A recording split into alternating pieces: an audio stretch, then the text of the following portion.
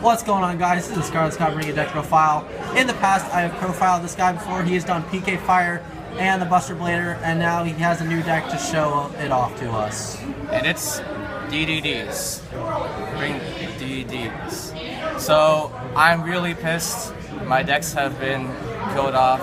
One Pendulum called, one Beatrice, one Seer. So I'm a little bit bummed. I'm still playing PK Fire, but Buster Bladers have been off and they've been put away my binder, which is to my despair, but oh well. I hope you guys enjoyed my deck profiles, but right now I got DDs, which are a very fun deck that are still very viable even though we haven't got the full power of them. But when I show you this deck, you will really enjoy this, because even not at their full potential, they will still spam out a lot of good monsters out. So, alright, let's get into it. Alright, so for our starter, we have our most important monsters, the slimes. So they will basically start up your opening plays. If you have another DD in your hand, preferably Necro Slime, you can use Swirl Slime to fusion summon into Genghis, which is the most important fusion. So using your slimes, you could use this to ditch any of your DDs. You need to revive off of something like Abyss Ragnarok, which will help summon your other ones and create combos.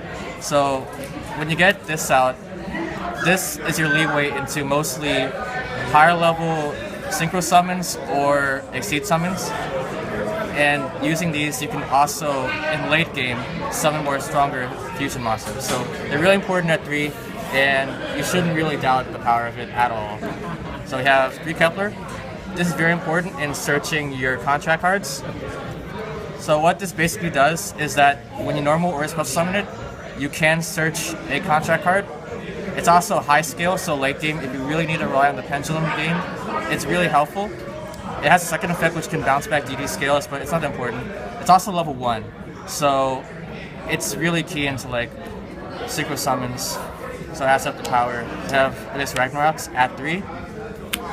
And they're very important because whenever you summon a DD monster, you could summon a DD from the graveyard. So when you use slimes, let's say if you fusion summon with Swirl Slime, you set this in the scale first. Then you could special summon one from the graveyard. Let's say if you fusion summon with Thomas with Swirl Slime. Now this card is important at 3 because I could special summon it back with Ragnarok by its Pendulum effect by taking 1,000. And use his hissing effect, I can destroy this in the scale and summon another one from my deck. And I can create a rank 8 which goes into Hope, Harbinger, or Kali Yuga. So I run this at 3 because I can run Trade-In, and also it's much more consistency in my hand with Swirl Slime. So this is also very important. I can also use Swirl Slime to summon this from my hand, and when summoned I can summon a DD from the graveyard. I DD Thomas, and I could tribute a DD and banish a card in the field.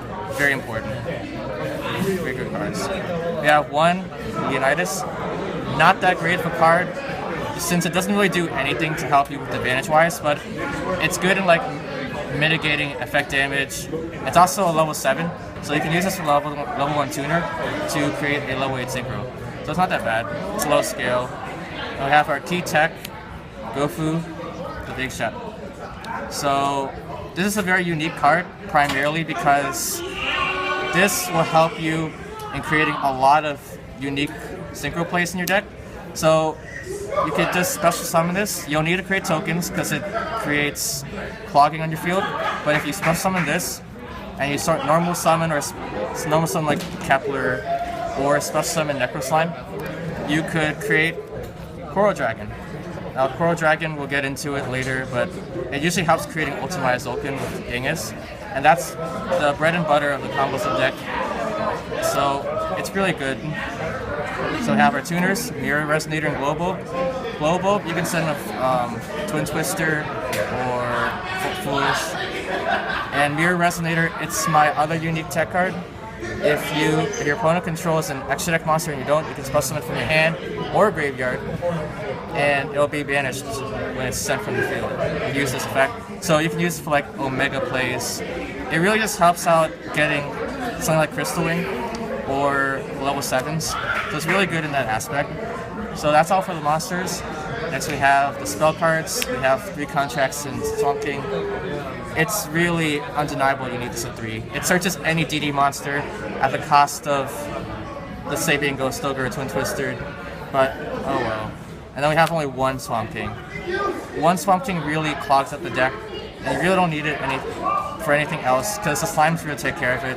But this gets out something like Seeds of Ragnarok, which the slimes cannot get. And this is a very powerful card in the late game. So this is good at only 1. If you have Foolish, sends anything like a Swirl Slime, Necro Slime, a Tuner, primarily for the tuners, since you can't get them out easily. But yeah, you have Soul Charge, very good for opening plays. Like if you mill your d.d.s and then you can special summon back from the graveyard, there are not much scenarios where you can use it, but it does help you get out like good developing plays for first turn plays. So for our draw power cards, we have Pod of Desires, which is very good in the deck because this deck can filter out very well. So you could just use your Dark Contracts to search your cards, and then use Pod of Desires. Or you can use Pod of Desires first to know what cards you draw into, and from there you could use Contract with the Gate to know where you need to go from there. Primarily, it will, since you filter out the deck very well, it doesn't matter if you banish the key cards of Pod of Desires. It's not like you need to go back into your deck and rely on the resources there. Once you draw into the cards you need, you're pretty much set, because you can use the graveyard. You have 2 Allure, only 2 Allure, because it's good enough for the draw card because I have 2 Pod of Desires and 2 Trade-in. Usually if I use Allure, I can banish the stuff that I really need. It's only good for like extra Gofus, since I run 3, but it's just good draw power. And Trade-ins I can use with Thomas or Ragnarok to ditch. We have 1 for 1, which is good and bring out Kepler, Fiend, Mirror Resonator, Global. Undeniably strong, can ditch fodder, so good. We have Wear of Thou, also a good use for Gofu. If you happen to use the effect to summon tokens, and if you have nothing else in your hand, like you didn't open up with Kepler, you can activate this card on a tuner, a token, and you can search Kepler. Or a token, or not a token, Mirror Resonator. So it helps you out in that way, or like Necro Slime for Swirl Slime. So next we have 2 Twin Twisters, which is your way of back row removal. Gets rid of fodder in your hand. And for our trap cards we have the Witch. So it's just a decent card to have, which gets rid of cards during their turn, and it just gives them 1,000 boost during their opponent's turn. So it's something to have. And finally, have Andy's Emptiness, so when you summon your strong board, you just pop this. So during the second turn, you can just flip this against them, and pretty much it stops what they're trying to do. Since d.d.s don't really do much other than summon their strong floodgate monsters, it adds a lot to mitigate their defense. And I could run stuff like Max C, but I could just side deck most of the stuff. So for our extra deck we have 2 Genghis, only 2 for now. So it's one of the best fusion monsters. You could from there you could just either go into Beatrice. So if you didn't open up with any tuner monsters during that turn, you can just make Beatrice instead of a slime. Or you have a tuner like Lobo, you can make Moonlight Rose or Meteor Burst. Meteor Burst can summon your Scales, which is like Ragnarok or Thomas, and Thomas can use this effect with Ragnarok. And Moonlight's generally a good card to bounce back, say, Blue Eyes monsters or something like that. And if you have another tuner, like you can make Crystal Wing. So next we have Dark. It's not really much of a useful card, but it's still very strong. It could turn effect damage into life, and it's level 7, so it can help make Omega, which is also a very good card. It can turn your banished Pod Desire cards into the graveyard since it's legal, and it does really help. It's one also an it's a viable first turn play. So we have King Caesar Ragnarok, which rarely gets summoned, but it's a good out card because this card can not target. It doesn't target.